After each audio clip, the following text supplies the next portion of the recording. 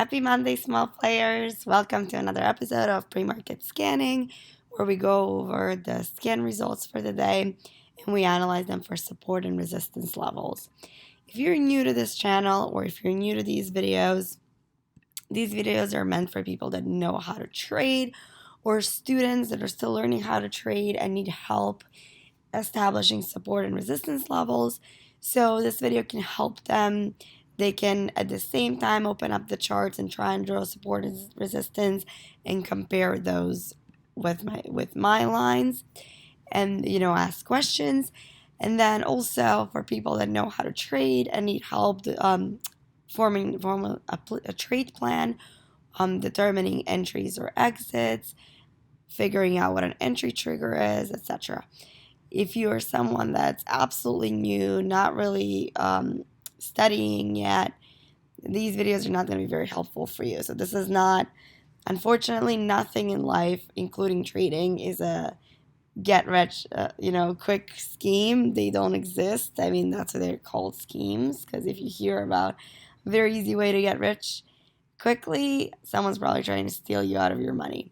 In trading, basically the learning curve is a 6-month minimum where you need to practice with fake money and invest time in studying every day in order not to be one of the 9 out of 10 traders that fail. Statistically, 9 out of 10 fail. However, when we look at the number, with the amount of people that have failed after practicing for 6 months with fake money, the success rate is a lot higher. So for that reason, whenever you purchase one of our trading courses, you get 6 months free access to the chat room. So you don't feel like you need to start trading real money right away. You can use the free 6 months to practice with fake money with us in the chat room. Okay, so quite a few stocks on the scanner this morning. We're just charting out the most obvious support and resistance levels.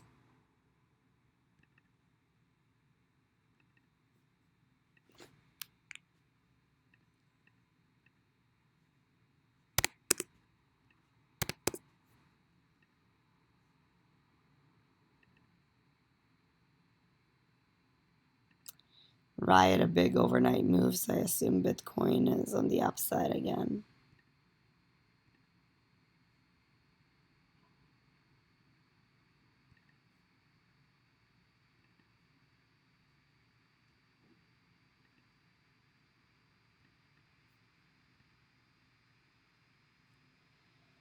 So just to start again from the top, so the first stock is CREX. I don't remember trading this stock, but when we opened the chart originally, there were lines on it. Oh, I apologize. So that tells us that we've traded at some point in our lives. Right now, it's sort of in no man's land here. I would trade a break above VWAP on that, which is also break above 3, a key psychological level. So I can send an alert for that. It's a top gapper for the day, top volume gapper. And it's a merger news. Mergers are big catalysts, so definitely a lot of traders will have eyes on it. And the way we use these support and resistance lines to determine trade plans is, number one, we use them to determine entries. An entry is either a break above resistance or bounce on support. In this case, we're looking for a break above resistance. Reversal traders could also trade a bounce on either one of these support levels. Just know bounces are more complicated than breakouts because you have to, and I explain this every morning, and I apologize for people that watch this every morning and are like, I don't want to hear about bounces anymore. But so many people enter bounces the wrong way. If you know this or this or this could serve as support because at some point in the past was resistance, you don't just set a buy order here and hope for the best and get filled as the stock drops to it, basically trying to catch a falling knife. In trading, we say never try to catch a falling knife because that's how you get cut.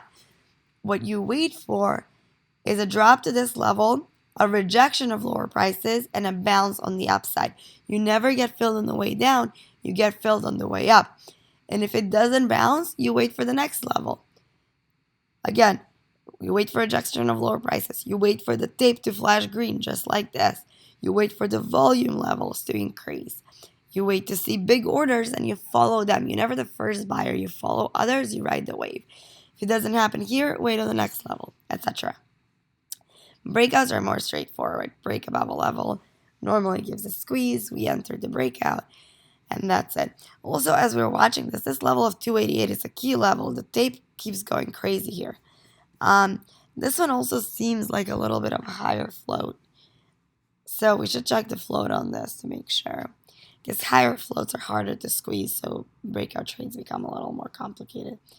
But anyway, definitely a watch for today, C-Rex. Sounds like a dinosaur. EYPT. Analyst raised price target to 24. That's always a big catalyst also for these small caps when a price target is raised. That being said, it already, overnight, went up to almost 25 and now it's pulling back. So the move could be done, but then also at any, we obviously see short sellers started severely shorting it here. Now we have some consolidation. If it manages to get more buyers and if we break above VWAP, we can trade it because a break above this level here will really break above 22, can start squeezing shorts towards high of day. So, but again, because short sellers destroyed it, we never just buy here and hope for the best. We want to see that buyers are stepping in, that there is enough buyers to try and push it up, and then we follow them. So a break above VWAP would be my proof that there is enough buyers. If it doesn't break it, I won't trade it. Very important. That's why we do these. That's why we do this analysis. That's why we look for the triggers. We need to figure out what will show us that the stock has bullish momentum. And, if that doesn't happen, that's it. We're not trading it. This is not a casino. We don't buy and hope for the best. This one also, it's trading in no man's land now. This one has earnings. So,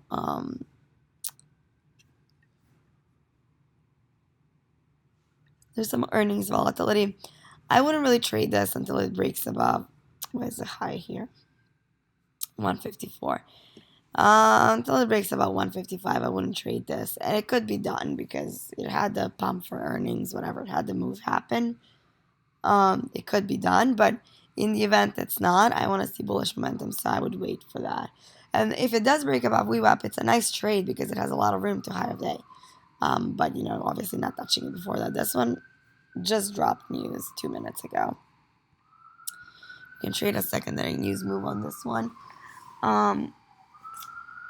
Sorry, New York City, loud. It is forming a flat top, I think. Now, let's see. Yeah. So break above 685 would be a flat top breakout. It could also give a bounce on 6.5. So I would wait for that. For either one of those setups. For this one. And we can watch it for a second. Because it's just moving now.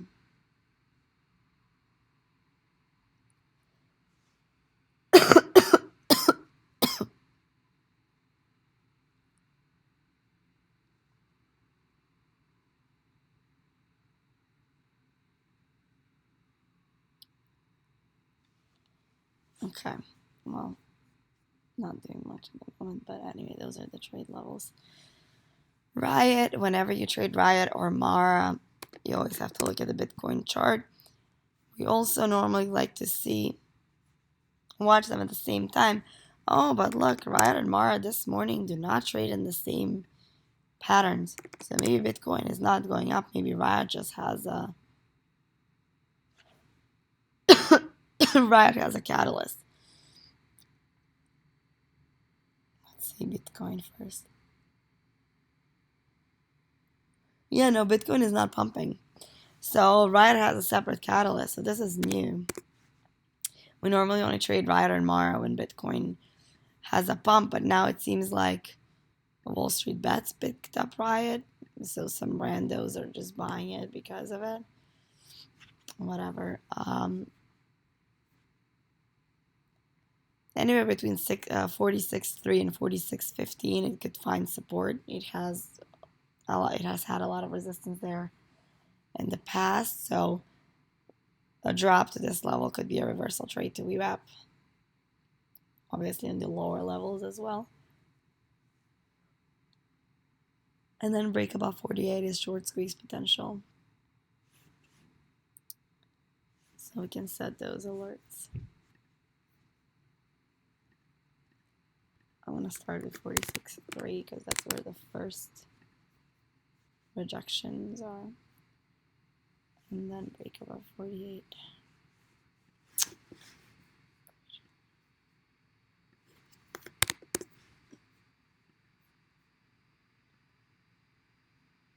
That'll be lower.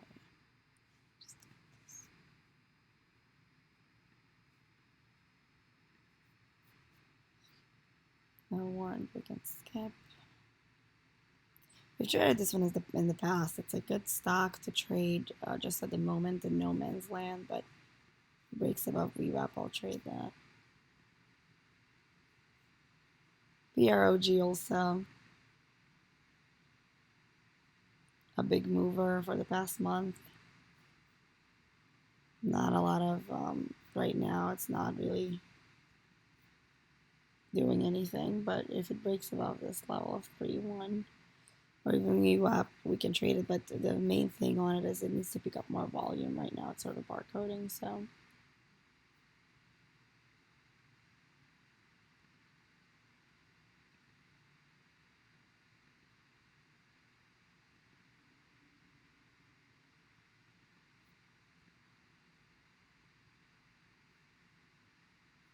on this one, these are some levels from a previous day, but it's sort of following them still.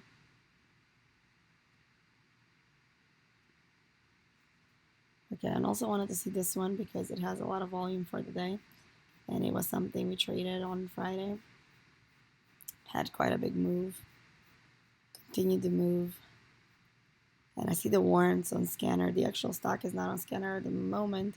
I'm sure it was earlier, you know, at like 4 a.m. I'm sure the scanner had picked it up. Now it's calmed down a little bit, but if it bumps again, the scanner will pick it up again, and we don't want to miss it. This is actually going to be a key stock for me to watch today as well. Second day runners are always harder to trade than first, a lot more short sellers. And it could end up just, you know, selling off on Bell and then never recovering, but we can definitely look for a bounce trade or a short squeeze trade. So a bounce on 14 would be a bounce trade for me. And then a breakout trade. Well, obviously this level, you know, if it loses it as a resistance, support, when we go back and test it, it's going to be resistance. So then break above that level is a breakout trade, but also break above VWAP, and break above this level is short squeeze level. So that's what I am going to mark. Well, actually, it's a little higher. I guess it's 525. Yeah, that's a short squeeze level. Okay, guys, that's it for the day. I hope I get to see you in the chat room. I hope that if you're not a student, become a student and come trade with us. Happy trading, and I'll see you tomorrow.